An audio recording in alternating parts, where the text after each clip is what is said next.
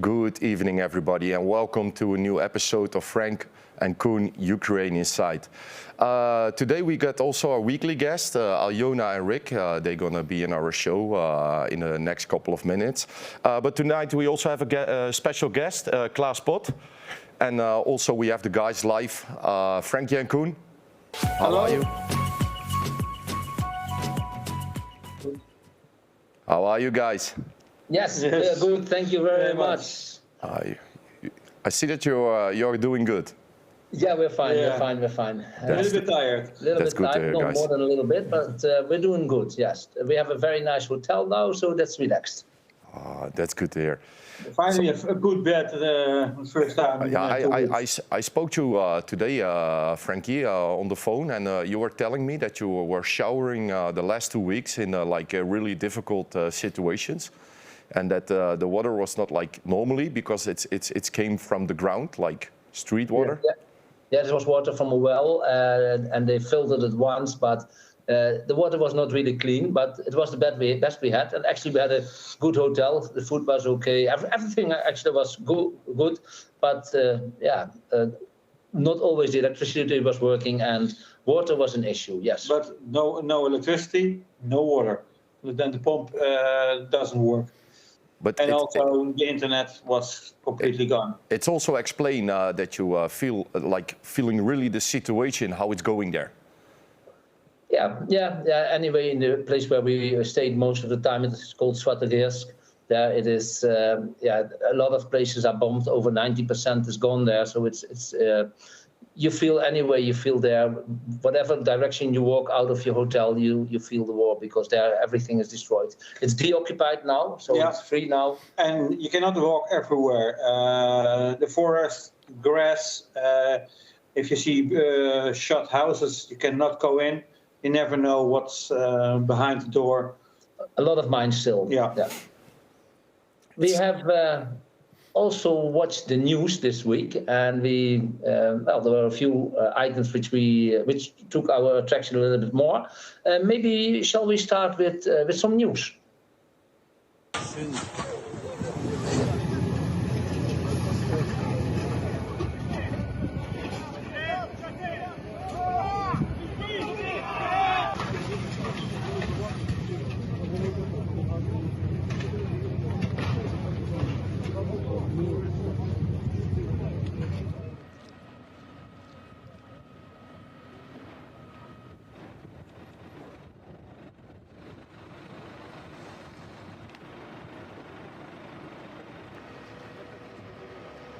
Yes, this was earlier this week in Oman, and there in the news they talk about 6 people or something who died. Now it's more than 20, far over 20, 23 or 24 people have died. At least 5 children from that. Yeah, 5 of them are children. And what is very strange, only these big attacks now come in the news. A few days earlier, there were attacks in several other locations, Mykolaiv and in Kherson. They haven't even been in the news. But also on the front, a lot of people get killed by mothers, artillery shooting. Yeah, actually not only on the front in the real war zone, but also in the cities near to the front. Like we were last week, we were in Liman, and there they have attacks from artillery because it's in distance less than 20 kilometers from the front. In this case, it was 7 kilometers from the front.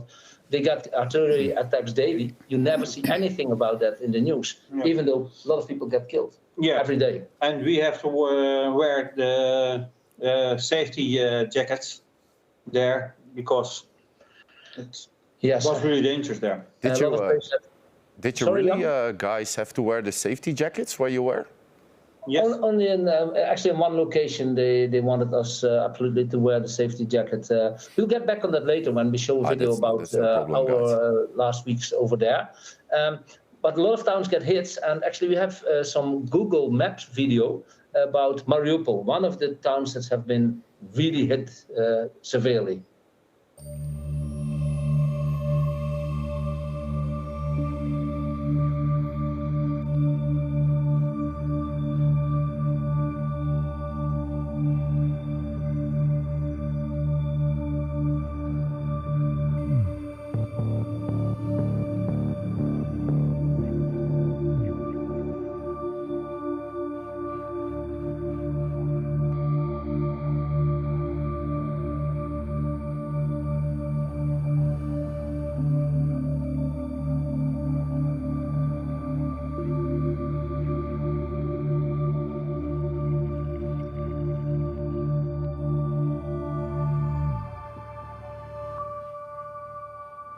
Yes, actually, that is one of the towns that have been heavily damaged. I have a question for you, Jan.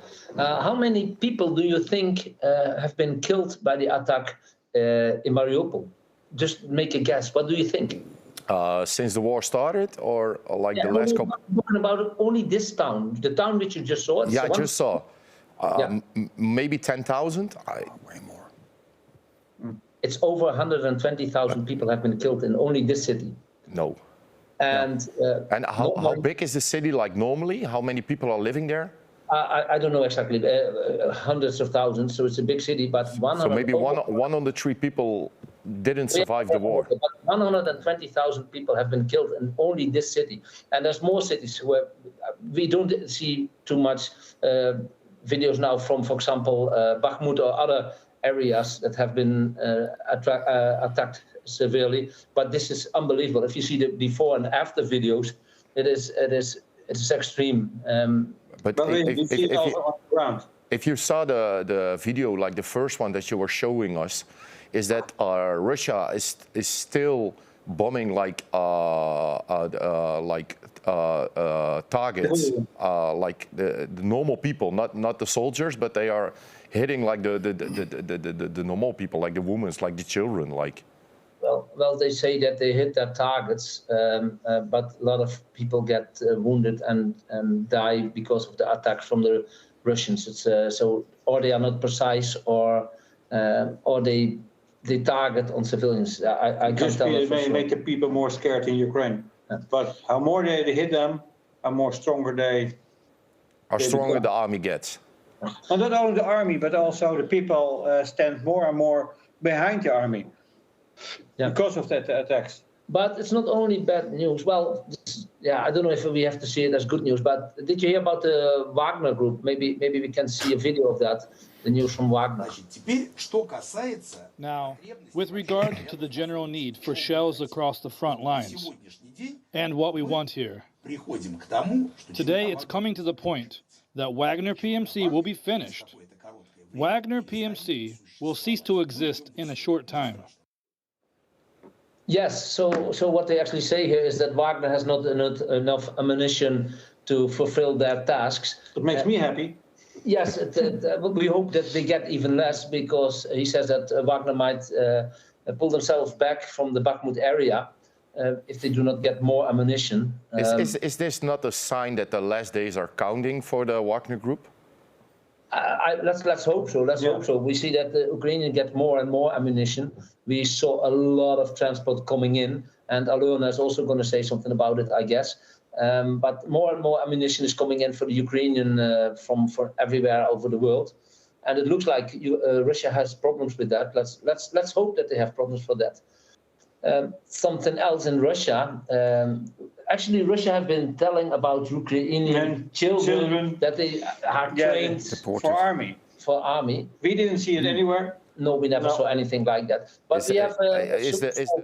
Is the Hitler Jugend getting back, or? Well, look at the video. Then you know. Look at the video. Let's chat after. Вооруженных сил Российской Федерации, родительская благодарность коллективу – это наилучшая награда сотрудникам детского сада. Руководит детским садом Карташова Ольга Ивановна. На улице дождь, а детей держат под дождем.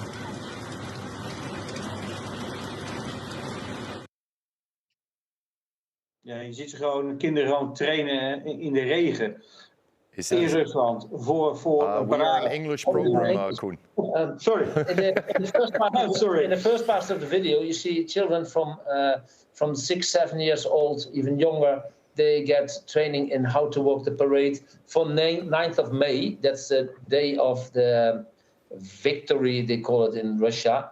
And after that, you see a video that the children have to train even in the rain. Yeah. When the person, this is the first one. First one. And in the second one, you even see them training the children in the heavy rain. And the trainer, the person who trains them, uses an umbrella against the rain. You see that in the front, they use the umbrella. And the last one is completely ridiculous. But guys, you cannot deny that this is like Hitler Jugend stuff or something. Like this is. Look at this. This and is then the also second one, you see the children are crying. crying. Yeah. They're crying. Papa is smiling. And They're getting desperate and desperate. Now this is for the 9th of May. It's a parade which is every year, and yeah, I don't know if the 9th of May is going to be a big success, because in a lot of towns they will not do the parade, and in Moscow it's also not sure if it will continue. Yeah, a lot going on with the children. I think it's ridiculous. Yeah, that was kind of our news. Maybe anybody has a question about it. Klaas, do you have a question about the videos that you saw? Do you want to say something about it? Well, I can say something about it. Well, first of all, Mariupol, the over 120,000 people that died, those are not a result of like collateral damage of bombings. They were specifically targeted, and after the orcs took over the city, many people, Ukrainians who had some kind of a tattoo or the wrong opinion, they were like ethnically cleansed. Recently they found more mass graves on satellite images outside Mariupol.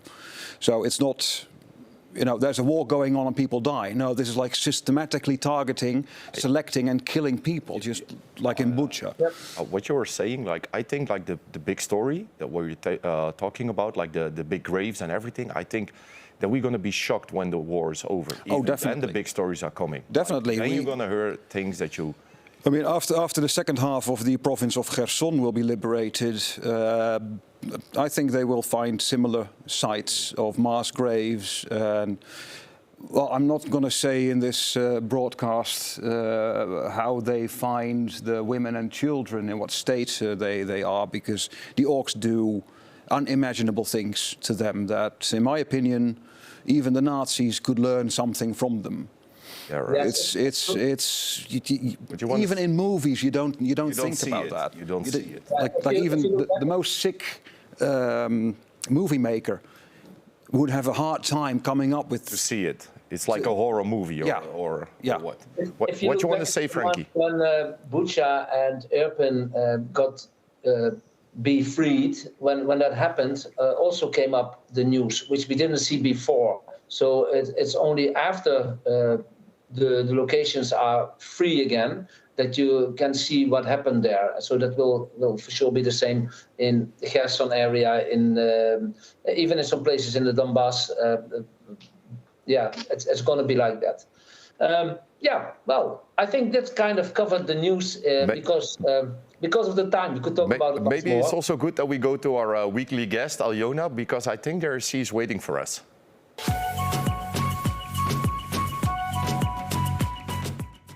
Aljona, good evening. It's always good to see you again. How are you?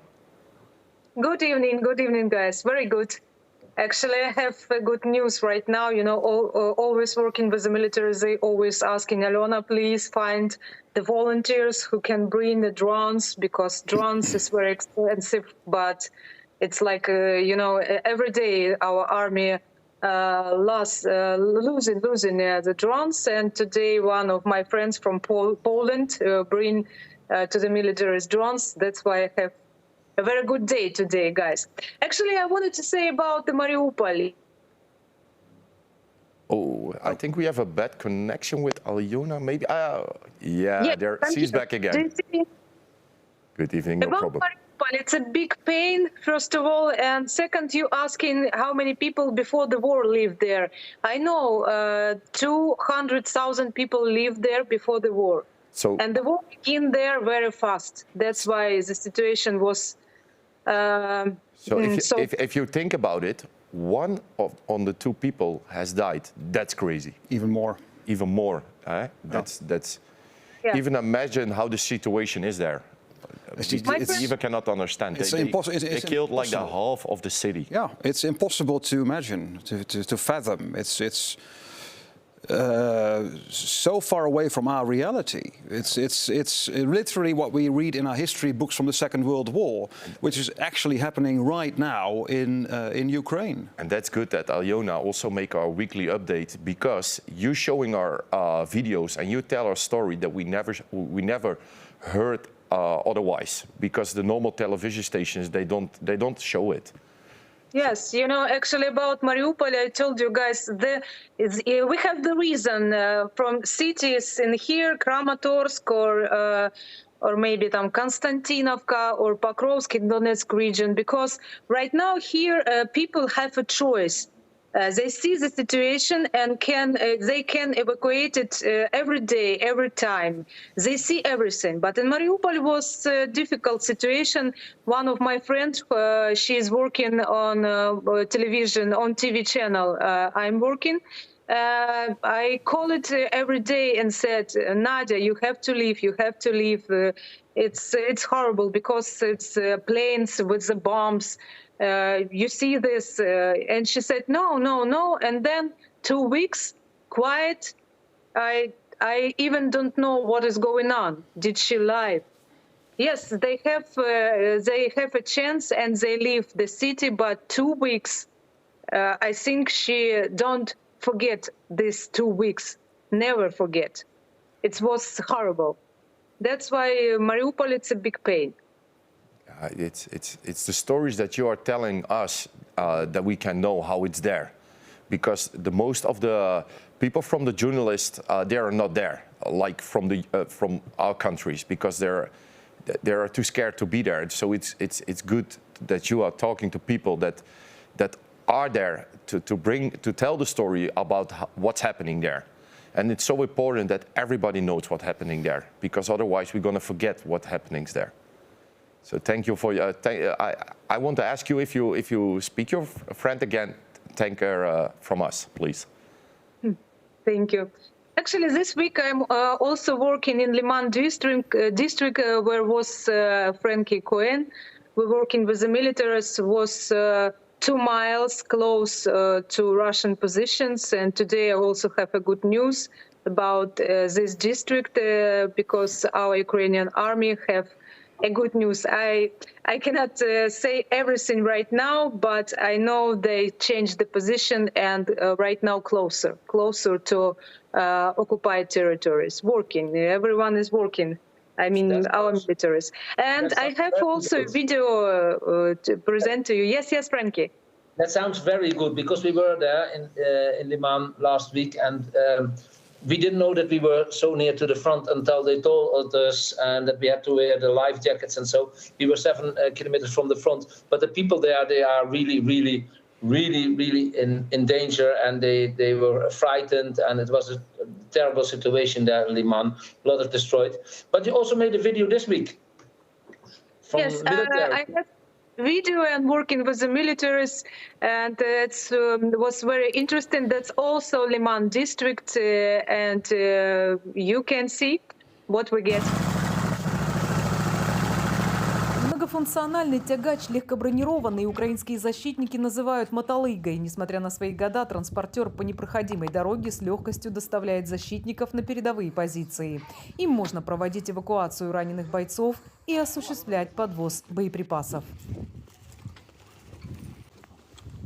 10-тонная боевая машина способна развивать скорость до 70 км в час. Такая техніка часто становиться желанною мішенью противника. Розкажіть, будь ласка, чи були такі випадки, що навіть на цій броньованій техніці потрапляли під обстріли?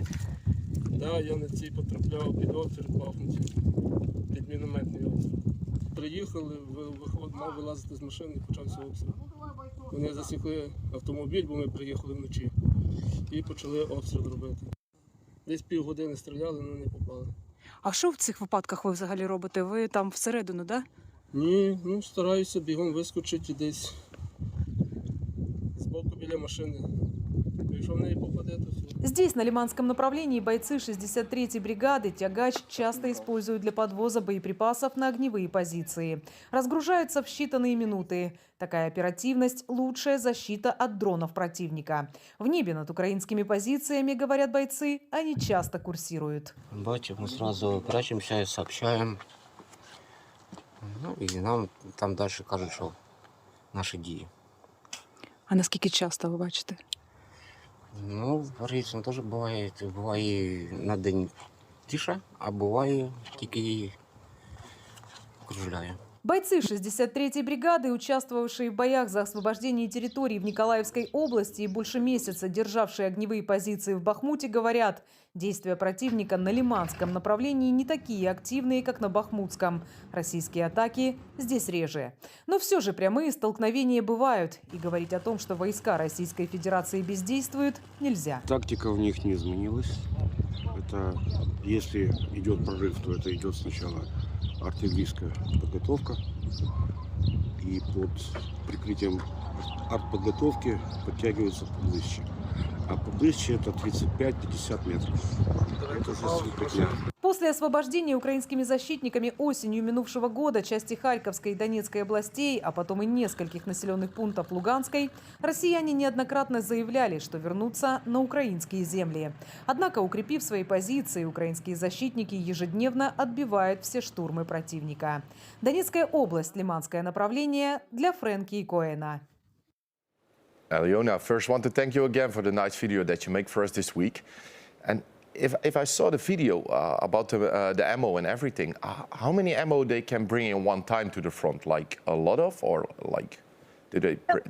A lot. This time when we were working, it was not too much, but I asked them a lot. And it's a very big risk because they sitting on this car, yes, on this machine, and of course it's a risk for them because the Russian positions very close and always flying the drones. This time we also see the Russian drones and a little afraid about this because when we see the drones, sometimes begin strikes. That's the drones are like the killers of the war. Yes. They can see everything.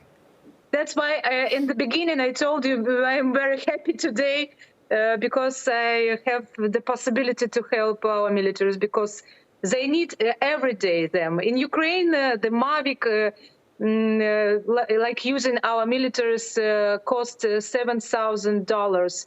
In Poland, $5,000. That's why it's... From me, it's thank you very much to my friend from Poland and everyone who buying today these drones to our army. That's good to hear. Aljona, I have a small question, Aljona. If we buy 1 or 2 drones and we could bring them to you, would you be able to make sure it gets to the right location? Of course, guys. You know, actually, 2 districts need today drones. I know in Bakhmut district many drones because everyone buying and thinking that Bakhmut districts it's most important. Not only Bakhmut districts. We have Liman district also, and military is always asking, please help us, please help us. It's not the first time when I find the drones or asking for the money from everywhere to buy these drones, yes. And of course, Avdiivka also, you know, Avdiivka, it's also right now, it's a very difficult place. This city, every day shooting artillery, every day avia bombs.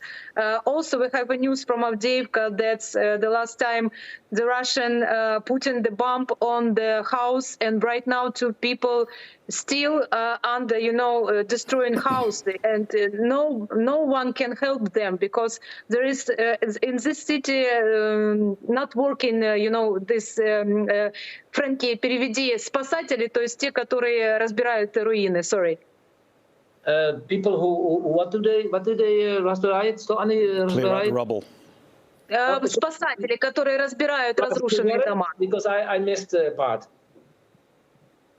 Спасатели, которые разбирают разрушенные дома после обстрелов, как в Умане разбирали спасатели. She's talking about there's no people who pick up what? It's I think it's the rescuers cannot go there to search in the rubble. Yes, right. Okay. You're right. Thank you. Okay, thank you, Klaas. It's good for our viewers that Klaas is always also speaking Russian. So we have 2 guys that speaking Russian from the Netherlands. No, I missed this one. This was above my knowledge. Yeah, Aljona, we have to thank you because I think we're already a little bit late. What do you think about it? Aljona, thank you very much. And we go to our special guest of the evening. Aljona, slava Oekraïne. Dobro večera. Herojem slava.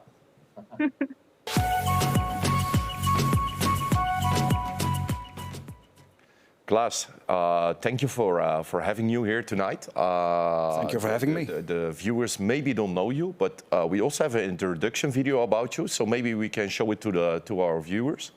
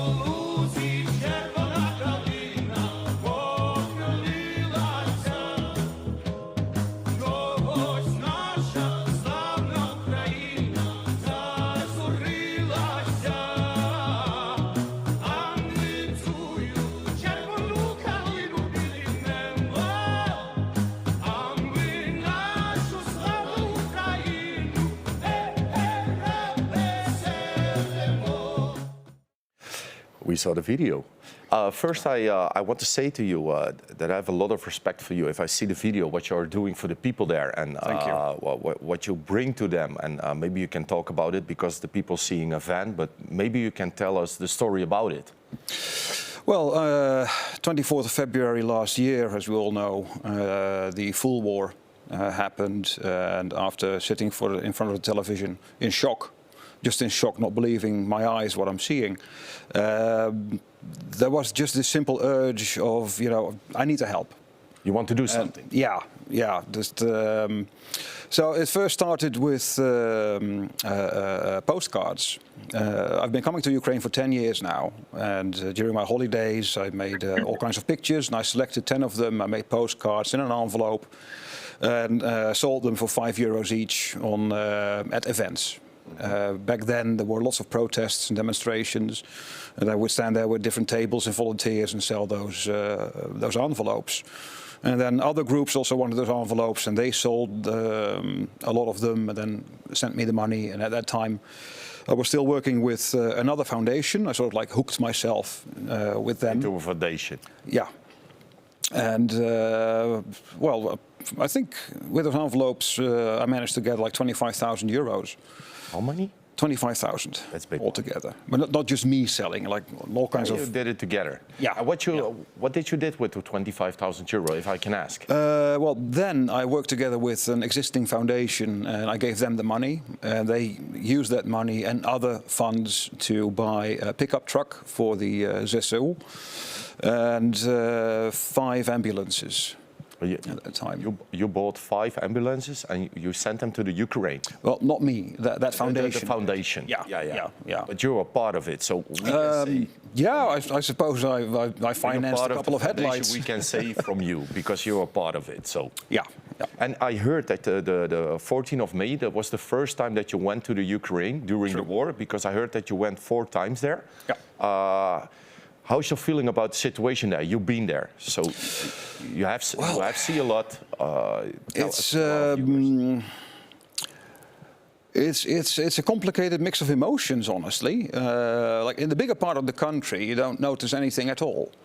Life continues, the best they can as normal, so to say. And but everywhere there's this atmosphere, the whole war is pressing down on everyone. Like if you're in the west of Ukraine, the war is almost 900 kilometers away.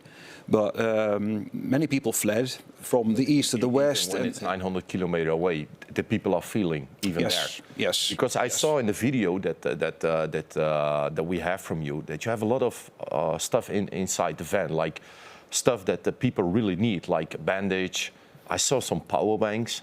Yeah, it's well, I made a small montage of 2 trips. This I bought from donated money. I brought it last time. It's a combination of things. Humanitarian aid, as in incontinence material, diapers, food, but also stuff that's going straight to the front line, as the bandages, power banks. Late December when I went, I brought 20 generators and delivered them to different locations.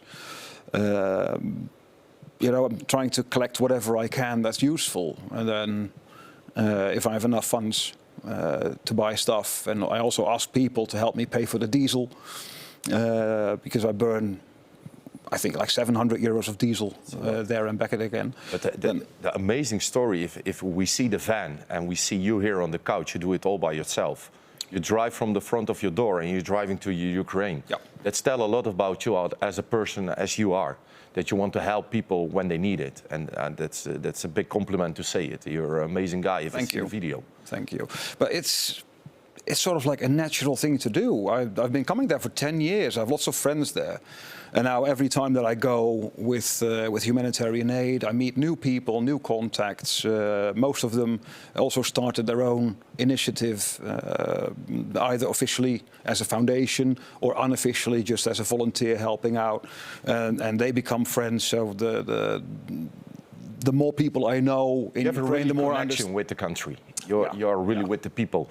Franky and Coen, if you hear the story, what do you? Yes, I was wondering actually, because as Klaas just said, in the western part of the Ukraine, you don't feel so much about the war. It depends also where you are, because there are a lot of refugees there. But I had a question, like at this moment, attention is getting a little bit less in the western side of the world.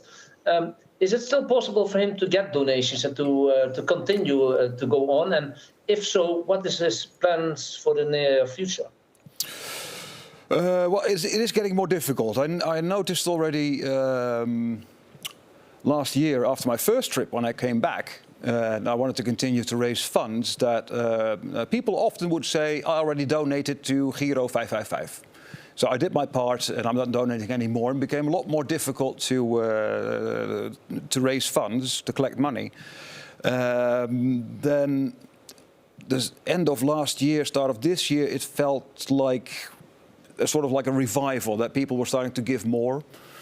But it's difficult. For me, it's difficult to really raise money because, well, essentially I'm on my own, surrounded by good, willing volunteers. But I find fundraising very difficult. But do you have plans for the following weeks, months to go again to Ukraine? Yes, of course. I need to look at to ask at work how many free hours I have left. Usually, if I go to Ukraine, it takes 2 weeks, like 2 days to Ukraine, 10 days through the country to different cities to drop off items at several contacts. Well, essentially everything goes to the front, either via this person or via that person. You have your connections there. Yeah. But at work I need to agree, like when I'm able to go again. And well, in the coming period, it's again a matter of raising funds, collecting stuff. The latter is easier now because I have good contacts now also with other organizations in the Netherlands. For instance, On My Way UA or Hope for Ukraine. Gerben, he was here last week. He was here last week. And others. There's. It's nice to hear that everybody that want to help Ukraine from the Netherlands, we all have a connection with each other. Yeah, it's people find each other, and I'm really happy with that because it makes it easier. There's a saying now in Ukraine, "Razem my sila," meaning together we are strong. Yeah, of course. And that's exactly it. You can do more with a lot of people then. Yeah. And that's good that everybody is finding each other to help the country. That's really good. Yeah, so I can now also ask people from with their own initiative, large or small. I'm planning on going to Ukraine again. Can you help me fundraise? Yeah. And if they can help you, also the viewers, if you want to help, you also can help our guest, Klaas. Yes. Klaas. Next time you can get a French fries by us. Yeah, you can buy those if you can find us somewhere over there. You can at least save yourself one meal. I will definitely come and visit you guys. And maybe you can drive with them. Do you have a place left next to you, Franky or Coen, or that he can drive with you? We are solo drivers, so we always have space. We also have space. They already invite you. Klaas, I want to thank you for your story because our next weekly guest is also waiting for us, Rick from the Ukraine.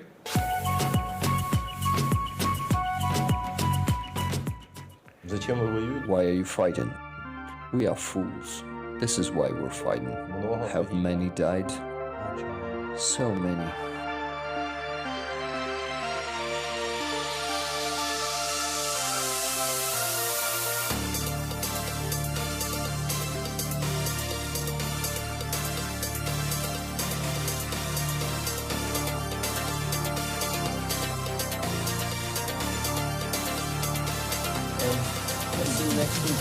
Oekraïne. Herojem slava. Rick, good evening. How are you? Hi guys. Hi Jan. Hi Klaas. Nice Доброго to meet вечера. you. And, доброго вечера. And of course Franky and Coen. Hi guys. Hi. Hi. How are you? How are you, Rick? All good? Yeah, it's great. I won't tell you how the week was. You all know how it was. But I wanted to thank Klaas for everything that he's doing for Ukraine. Thank you so much. We are lucky to have such friends. Будь ласка. С удовольствием помогаю. Yeah, thank you. Thank you again. And about Mariupol, I checked. Wikipedia says that it was 446,000 people living in Mariupol, almost 500,000 people. So it was a big, big city. Well, not as New York, but big. Yeah, it's really big, but it's still crazy what's happening there. Did something get special this week for you? Did you some special things this week? Yeah, of course, as usual. What was the biggest news for me this week is the oil refinery explosion in Sevastopol. I guess you have video about that, right? Let's see it.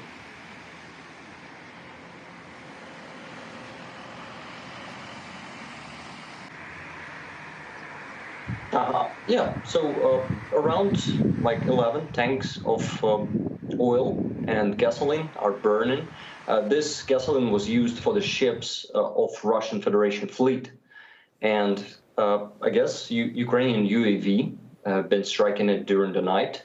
I guess somewhere on Saturday, if I'm not mistaken, maybe Friday. Already forgot the exact date, but it's a great, tactical move from our side because the fleet was relying on that oil storage a lot. Fleet, I mean. But not only that storage. This today they hit something else also, a train with a lot. It's in Russia, not in Crimea this time. By the way, guys, do you know that we're calling these explosions bavovna? Have you heard of it? No, I didn't. No, it's the first time we hear that language. So this is the word that is actually translated like cotton, the fabrique. So, and cotton, the flower of cotton looks like explosion, and Russians are calling this chlopok and also chlopok. And when they have some explosion, they call it chlopok, which is translated to Ukrainian like bavovna. Pretty complicated, but I hope you get it. I only know one thing, Rick. It is always good to see Russian things burning. Yeah, but you have to. That's one thing for sure. You have to explain something because not everybody understands. It's in Crimea. For a lot of Western people, they might think, hey, they are attacking something in Crimea, but Crimea is occupied, and the locations that they bombed, it is, although it's in Ukraine, it's locations which are in use for the Russian army. So and not where normal people live. Dus they hit specifically that area. Target. And not hurting anybody else, correction. Only military. Yeah, thank you. A good correction, because this was actually a military target and no civilians were taking damage of that. And Ukraine always operates like that, despite Russians do the opposite all the time. They attack civilians. Yeah, they say that they hit exactly what they want, so that they are exactly on target. So that means either they target civilians, or they are not hitting that what they're targeting. And if you see to all the locations that have been targeted by the Ukrainians, they always hit it spot on, nothing more, nothing less than they want to hit. But they say we hit the target precisely. If you hit it precisely and it's a building where people live, then you're targeting really civilians. That's the thing. Okay, I just wanted to say real quick that Alona was talking about drones, and we are also raising funds for the drone of 71st Brigade, who is actually on Energodar's direction. So all the directions need drones. It's actually starting to become a deficit because China is trying to block the supplies of DJI drones to Europe, where we buy in our drones. For the people who don't know where Energodar is, it's in the province of Zaporizhia. It's where the nuclear power plant is under ORC control. Yes, thank you, Klaus. It's occupied territory, but only for now. It's definitely going to be deoccupied during the next counteroffensive. If you have a look at these, do you see something special? Yeah, I guess I see it already. The one with the arrow? Yeah. We were talking about it last week, and you were saying about the new symbol for the Ukrainian army for the new counteroffensive. Yeah. This is the one you mean, right? I'm not sure that it's the exact one, but it looks similar. It's just that the direction, it's not up, but it's turned 90 degrees. No. We saw tanks which have it up. We saw cars. We saw cars which having it up. They have it to the right. We saw it in different angles. Different directions. Rick, if I can ask, I get a question from a viewer. You were talking about drones. What kind of drones they need? It's usually DJI Mavic 3 or Mavic 3T. 3T is with thermal vision, and actually a lot of different drones like Autel brand, or we have our Ukrainian drones. They're much more expensive, like usually 3 to 5 times more expensive than DJI. But our, production drones is getting bigger and bigger every day. It's really booming right now because we need this to survive. It's a key of the war to win it. Yeah, I it's think. a key of the war, definitely. You're right, and unfortunately, it's also expandable. They're getting destroyed every day. They are an easy target in the air. Yep, they are. They destroy a lot. Actually, we had our own experience with a drone, but also this we will say a little bit later in the show. We had our own experience with a drone when we were frying fries, but we will get back to that a little bit later. I'm intrigued. Talking about patches, do you recognize this one? I found a place for it. We are seeing it. Yes, Jan, Yeah. do you have one there? Because we have also one for class. I don't know if you have anyone there. I'm gonna take one. I have one with me today, so I'm gonna give it Klaas in the end of the show, and I'm gonna give him one. That's very cool. Thank you, guys. I appreciate it. So you have one for yourself. Every special guest of our show, also our weekly guest, Rick or Aljona, is getting one. So you also getting one today. Very cool. I have a jacket with this Velcro, so I still have a space left on this arm. I'll wear it. You can put it on. Thank you. Oh wow, great! Anything more in the news this week from Rick's side, Jan? I don't know. Yeah. Rick, do you have some other news for us? Yeah, of course. Unfortunately, I have limited time. I tell you like 10 news, but the most memorable is always for me, every time is our warriors getting back from Russian captivity. This week, 44 soldiers were freed. They were exchanged for Russian orcs, and now they're back home. Let's see the video.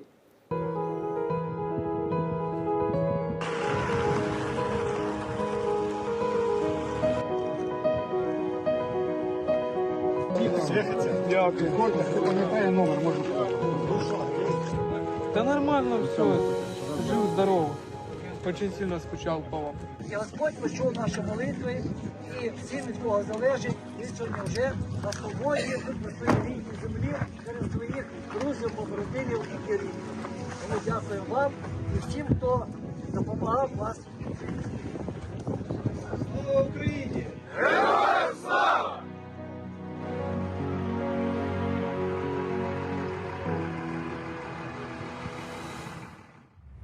I first want to say, Rick, we saw a couple of things this show already, and we talk about a lot of things this show already, but I think that this is the biggest news and the best news that we got in this show already, I think. Yeah, you're right. Yep. Rick. And those guys are really lucky to be... It's good to see. To be alive, because from trustworthy sources, I know what happens to many POWs, Ukrainian POWs in what I now call Orkistan.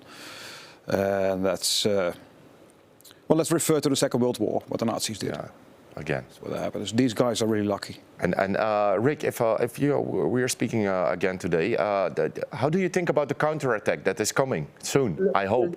Jan, maybe Rick wants to say something about the video. Oh, sorry. Yeah. Sorry. No problem. It happens. But yeah, I wanted to say that I'm really happy to see our guys getting back from Russian captivity, because it's hell there, but it's also painful to see them, because you in that moment you remember how many more soldiers left there in Russian captivity. It's thousands of Ukrainians who are still suffering without. And like they are feeding them with total shit, like one potato per day. It's not enough. They're just giving them completely water, and they're constantly torturing them. Russians are animals, and even worse sometimes, and most of the times, unfortunately. Yeah, so it's really hard to think about those people who are still there. Is there some news from humanitarian help or UNICEF? What they are saying about it? Like. That's actually an interesting story. Red Cross, Russia is just not letting the Red Cross enter the facilities where our soldiers being kept, because they're constantly being tortured and all those Geneva Conventions being violated, and they're just not letting Red Cross or UN they're not letting them inside. This is why Red Cross said, "What? We cannot do anything." This is why. Yeah, so. They're just powerless to do anything, and it's actually a huge shame for them, to be honest.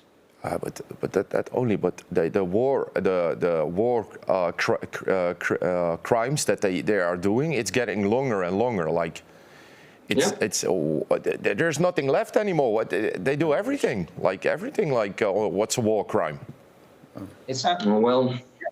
War crimes, all the definitions. I have a question. When we see the soldiers will be freed, but they held flags, a pink flag with green. What does it mean?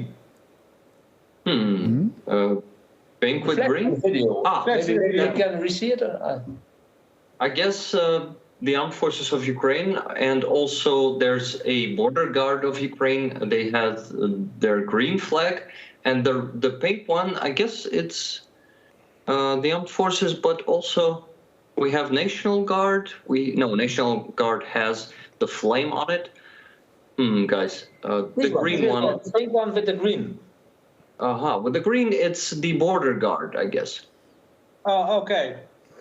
But another question: do Ukraine knows how many soldiers, or estimating how many soldiers still are in Russia? They've been just saying us that it's a few thousand, like no official information is given. Some are saying that it's 4,000, some are saying more, some are saying a bit less, but it's around 5 to 10,000, I think. I wouldn't say any exact numbers. I don't know anything about that. Okay. Thank you. Thank you, guys. But still so many. Rick, I really want to thank you for making the weekly news again and to give them some updates live from the Ukraine. And maybe it's time that we go to the founders of our show, Franky and Coen.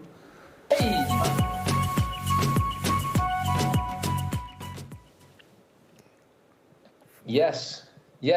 We had a very interesting couple of weeks. Yeah. We've been into interesting locations, extreme situations, giving away fries, less than in other trips because there were less people in the locations where we were. But yeah, where you drive there around, then you really see what's happening there, and how much damaged buildings, and also the people. It's an extreme feeling because you see that the people there are mentally really tired. It's different. Like when you go more west, then you see the people are very optimistic and they believe. These people also believe in a good result, but you see that they are very, very tired and very, very. They have been living in extreme situations. But they live also day by day. Day by day. Really day by day. You see it when we give food. Some, I told before, you give French fries, and a half hour later you see them again. Actually, we made a small compilation of the last, well, actually the first week from our last trip, and we split that in a few parts. Maybe you're going to look at a part of this video. Nou, we hebben net gehoord dat het hier redelijk veilig is. De jongens weten de weg. Is dat скажите? Мы идем туда, мы вам покажем танк, Russian tank. Oké. Hij gaat ons de Russische tanks laten zien. А вы точно знаете, что тут нету мин, да? Hier zijn geen mijnen. А как вы это знаете? Да, мы местные жители, местные. En wonen hier, dus ze weten het zeker. Nou. Kijk hier, hé. Koen.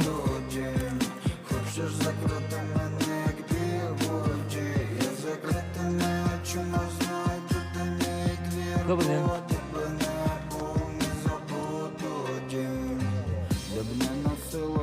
Що? Ja, fotosessie. Ja, die laat ik net zien. Nee, niet trokken, ook slimmer. Hij zegt, die kogels mag je niet aanraken, wel filmen.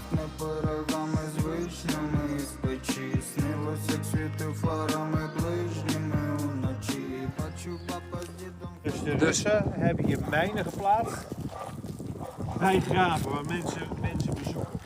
Ja. Hoe bizar is dat? Dat je dat doet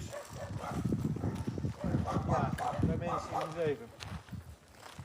Ja, niet alleen bij mensen die het leven, maar vooral ook voor de mensen die daar op bezoek gaan. Ja, dat bedoel ik. Dat is echt, ja. Het ziet er ook niet... Dan ben je ook, ja, echt een beest. Dan ben je een beest. Ik zou ook even daarop passen, Koen.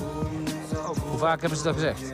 Ik draaide er straks de auto te kregen, of gisteren de auto te kregen van ook commentaar. Yes, at first you see two locals. This is in Svatogersk. This is near where we slept every night, and we saw this location before. And actually, we wanted to investigate, wanted to walk there, but we were afraid for mines because everywhere there are loads of mines, so you cannot just walk in fields. But we saw these two guys walking there, so they said to us, "Well, we can show you because we know here where we can walk. It's not dangerous." And then we walked up to the tanks. And actually, we saw the box of bullets still standing there. Nobody touched it. This was a surprise. Actually, also afterwards, we heard that the Russian soldiers, which were inside of the tank, are still inside. That was a shock. That was a shock. We didn't look inside because we didn't want to, but they were still inside.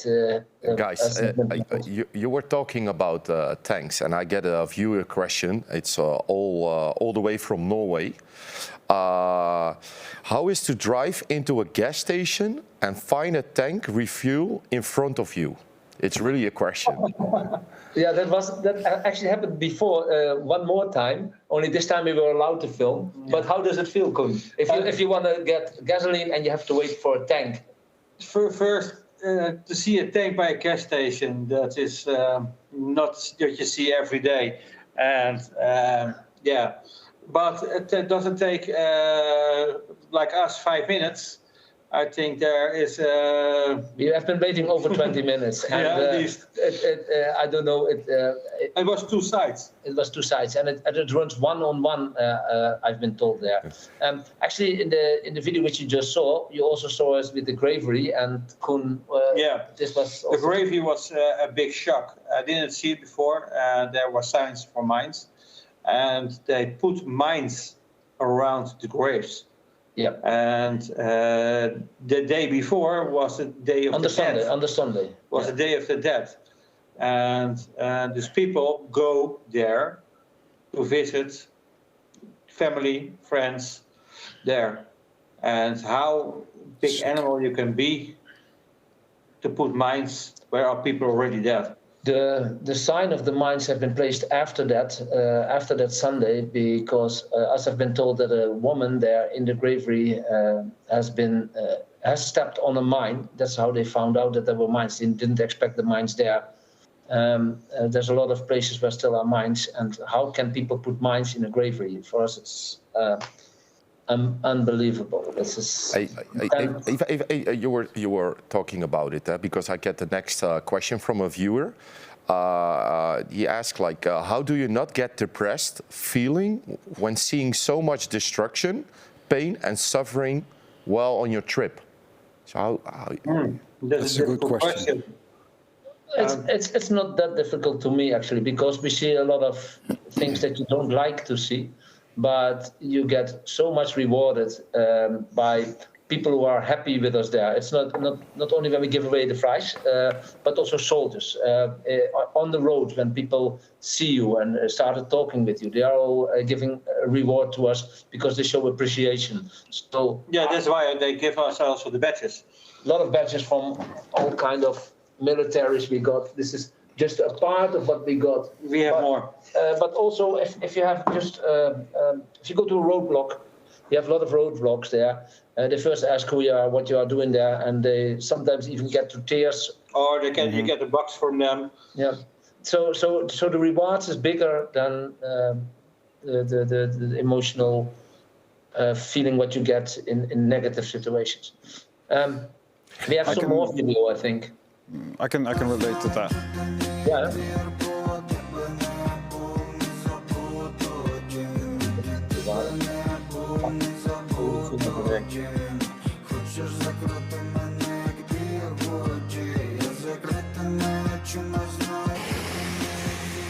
Koen, we gaan even diesel tanken, maar we moeten even wachten op onze beurt. Huh?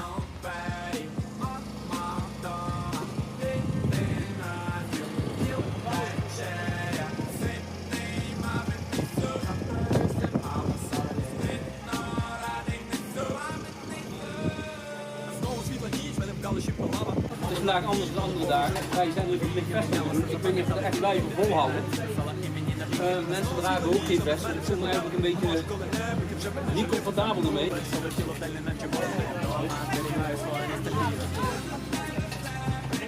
Ik zeg, vandaag een half uurtje met lopen elke dag. Ja, dat moet je doen. Dat is al wel werk. Ik steek me al op de pap. Dat staat 5 minuten te wakken.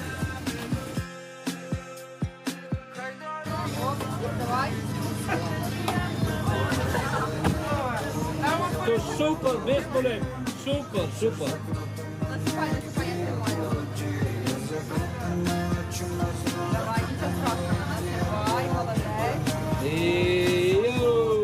Сейчас еще кетчуп.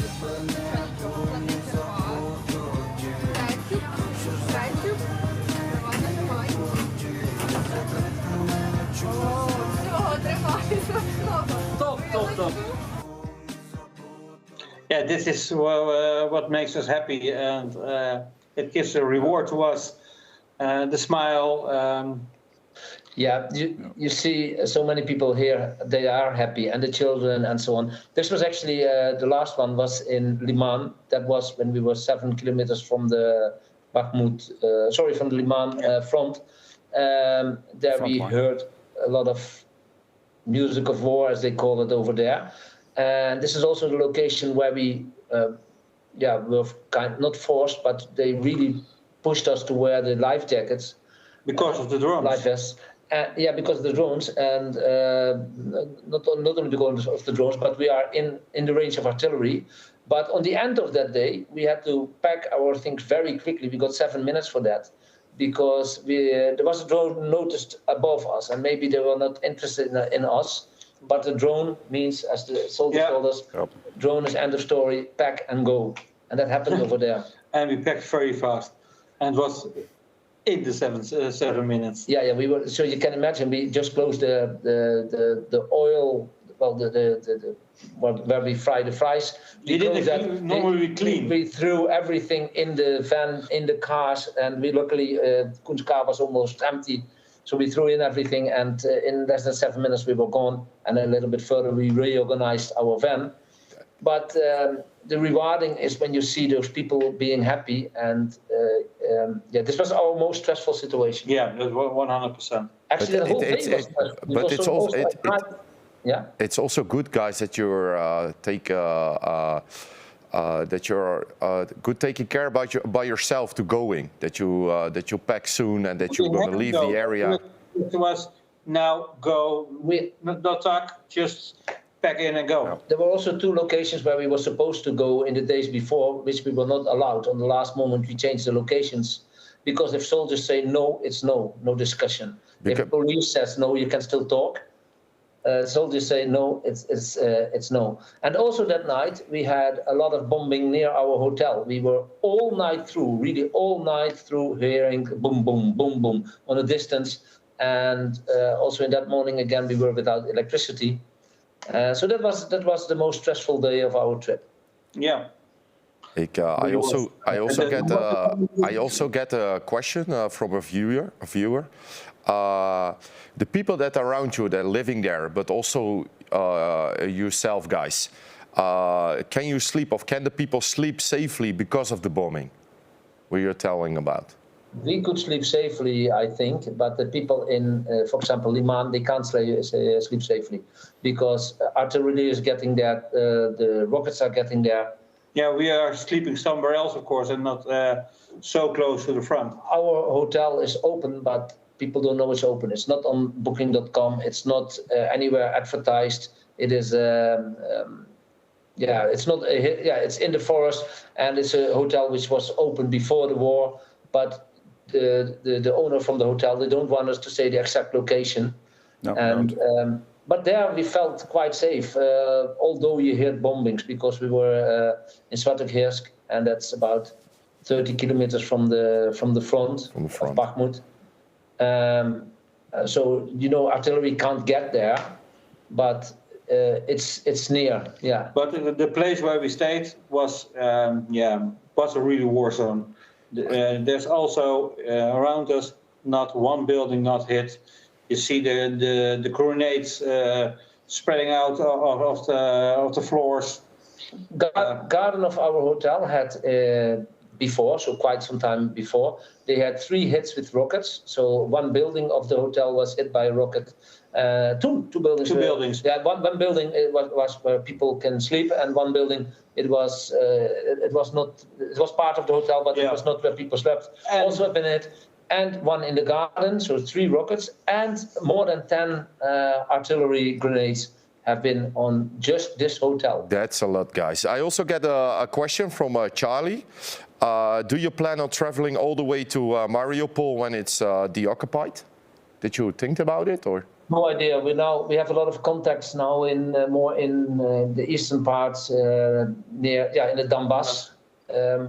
It could be Kherson of Mariupol. We don't know. But depends. What's happening, and are we allowed to go there? We're not kamikaze. So if we think it's still too dangerous, we don't do it. I understand. And I also get a question from a weekly guest, Rick. What was the most touching moment in this trip? The most touching moment? Yeah, where you think a lot about it, like the biggest thing that you saw maybe this trip, or that you remember or stick on it. Not touching, but the most thing was the graves. For me, is that moment how rockets at the graves. Yes, we helped a few people financially, just small amounts. One of them was extremely happy with it. Yeah, we helped one lady. They they lost all the papers by bombing, and she had no papers anymore. And Franky goes with her. Yeah, she couldn't get a passport. She had no papers left. She was not from the area where she's living now. It was very difficult for her to get a new passport. Without a passport, she had no possibility to get food, money, any income. She was, I think, about 55, 60 years old, and she said, "I'm here nobody." I said, "Well, sorry, I don't know about law. We can't help you. Technically, I can only give you money, give you some money so you can come through the." But what she said? She said, yeah. First she said, "I don't want money. I need a passport." And I said, "Well, I can't help you with that." And then she took the money, but that was touching. And there was so many, and you get so many stories, and most of the stories are sad because it's during the war, of course. And it said a lot about you guys that you help so much people there, that you do so many things for everybody there, even with the fries, financial or anyway. It's the same with what Klaas doing there. What do you think about the video that you're showing, like the mines and everything? It's a new level of lowness, if that's the word. I heard you referring to them as animals, but they're not animals. I once held a speech in the center of Groningen, my city, that all the things that the orcs do, it's humans don't do that. Animals don't do that. Beasts don't do that. It's only orcs. It's next level. It's orcs. Yep. It's next. That's why I don't call them Russians anymore. They're just orcs. I mean, to mine a cemetery. How sick are you to think of that? They even want to kill the dead people again. It absolutely proves that they are aiming at the civilian population.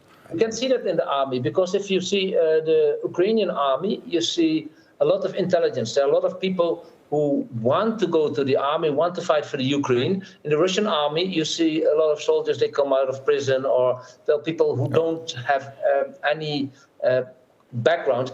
If you look at the Ukrainian army, you can find any kind of person. You can find professor, you can find any kind of singer, painter, artist. Like the end. Well, we have to say bye. I think kind of.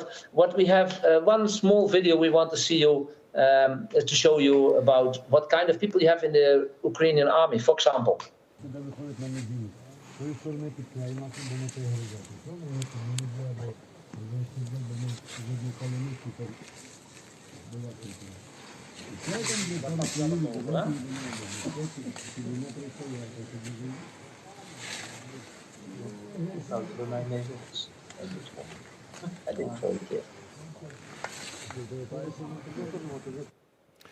Guys, it's an incredible video.